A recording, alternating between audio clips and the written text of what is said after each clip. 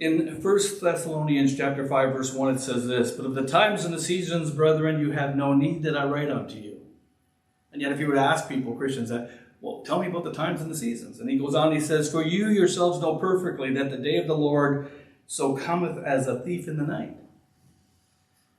For when they shall say peace and safety, then sudden destruction cometh upon them as travail upon a woman with child, and they shall not escape. But you, brethren, are not in darkness, that the day should overtake you as a thief." I got my eyes operated on, and got her eyes operated on. We got these new eyes.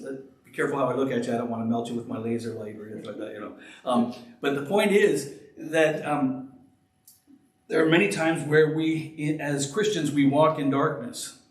We walk as if we're blind in this world because we get away from God, and we get away from trusting God, and we get away from listening to God, and we try to just do things in our natural abilities, and we get ourselves into trouble. And probably everyone in this room could tell me of a time or two or three times where things were going really well, and all of a sudden,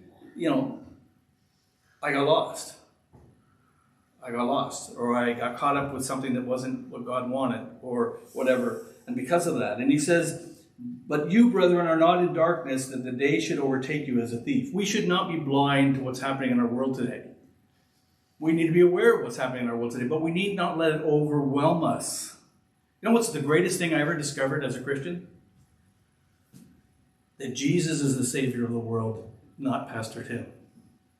That was the greatest thing I ever learned. I thought, how enlightening that is.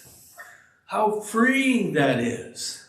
That all I have to do is walk with God and do the part He's called me to do. Instead of taking on all the worries of what everybody else has got, all the expectations everybody else has, you have them too in your life, that people expect you to do certain things or want you to do certain things, or you feel overwhelmed that I've got to do these things, otherwise what will happen to these people? It's not your responsibility to solve everybody's problems.